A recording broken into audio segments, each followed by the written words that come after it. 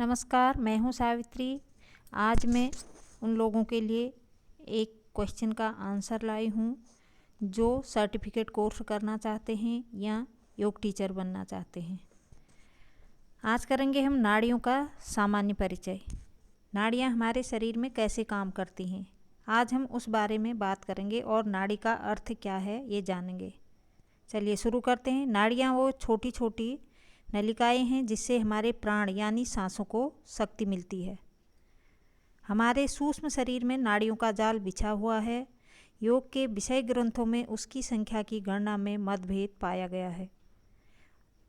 वशिष्ठ संहिता में 72,000 नाड़ियों का उल्लेख है और शिव संहिता में 3.5 लाख नाड़ियों का वर्णन किया गया है, जिनमें 3 प्रमुख नाड़ियां हैं।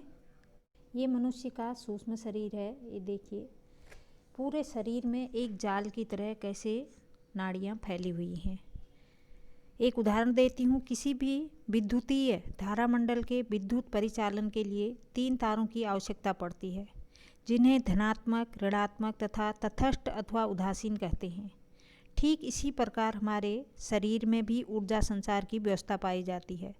यह कार्य 3 विशेष नाड़ियों में से इन 3 नाड़ियों में ईड़ा, पिंगला और सुषुम्ना को ही मुख्य माना गया है। हमारे शरीर में जो 3 प्रमुख नाड़ियां हैं, अब जानते हैं ये हमारे शरीर के लिए क्या क्या काम करती हैं। नंबर 1, ईड़ा नाड़ी।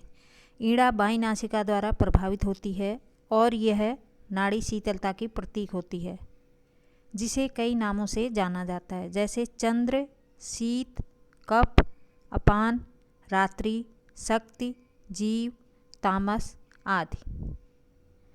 नंबर 2, पिंगला नाड़ी। पिंगला नाड़ी प्राण शक्ति पर वाहिनी है। इसे सूर्य नाड़ी के नाम से भी जानते हैं, क्योंकि इसकी ऊर्जा शरीर में जोश खरोश उत्पन्न करती है, अर्थात शरीर को कठोर परिश्रम के लिए तैयार करती है। नंबर 3, सुषुम्ना नाड़ी। यह नाड़ी रीढ़ की हड्डी के मध्य से प्रभावित होती है। यह महान शक्ति को ले जाने वाली नाड़ी है। ईड़ा, पिंगला स्थूल शक्ति का निर्माण करती है तथा सुषुम्ना सूक्ष्म शक्ति का निर्माण करती है।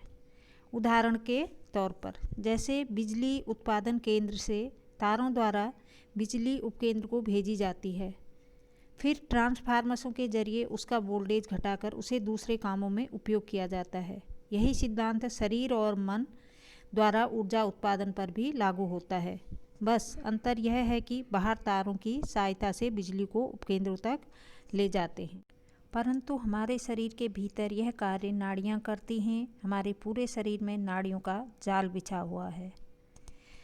मेरा क्वेश्चन आंसर पसंद आया, लाइक सब्सक्राइब ज़रूर करें। और अगले क्वेश्चन में मैं योग आसनों का हड्डियों पर क्या प्रभाव पड़ता है इस बारे में लिखूंगी और अगले वीडियो में। धन्यवाद।